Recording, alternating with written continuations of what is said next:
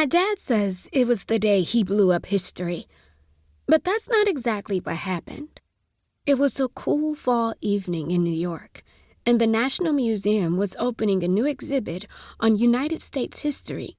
My dad, Professor Abner Jefferson, had helped put it all together, so he invited me, my little brother Toad, and my best friend Henry to the big event.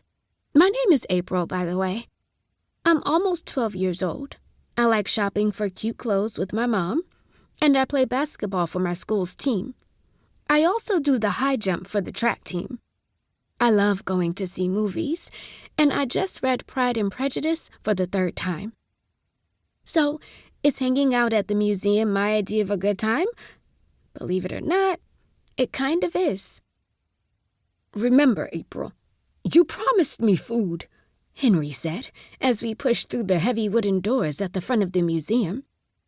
You've only reminded me 50 times, I said. It's just that sometimes you promise me food just to get me to come places, and then boom, no food. He waved his hands above his head for effect. My dad assured me there would be a large buffet of Big Macs, French fries, and hot apple pies. Henry's eyes lit up, and the corners of his mouth turned upward into a smile. Then the smile faded. You're messing with me, aren't you? Yes, Henry, I'm messing with you. It's a museum.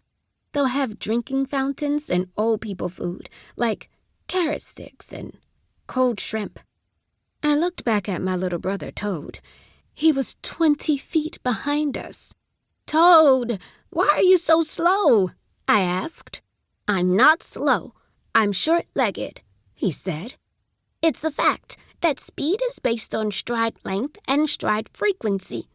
I bet you anything that my stride frequency is better than yours. It's just that since you're older than me, you have a much longer stride. I have to move my legs twice as fast just to keep up with you. Henry shook his head. What 8-year-old in America talks like this? The same kid who knows every single subspecies of frog in the Western Hemisphere? I said. The 3 of us followed the crowd into the museum's main exhibition hall. The recent renovation had given the museum a new look by mixing the old dark wood with a sleek and modern sensibility. My dad called it a blending of late 19th century with early 21st century, and he and the museum director hoped it would help encourage young people to give the museum a try. That made me wonder if my dad and the museum director had ever met any young people.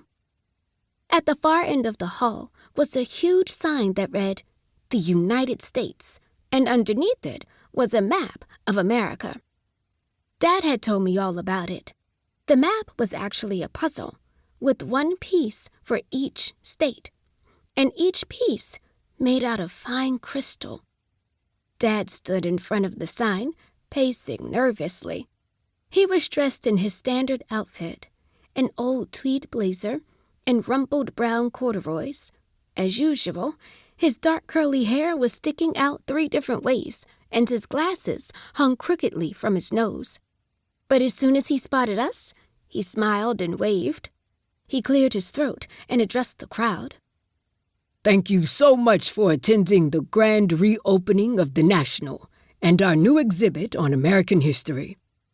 Knowing the beautiful and often complicated history of our country helps us live more humanely in the present and better in the future. He pulled a thick brown leather book from the pocket of his blazer. But before we begin, I have a special treat for you tonight. I am going to, for the first time ever, open this book, a book that I've traced to the Revolutionary War. He held it up for everyone to see. It looked, well, old.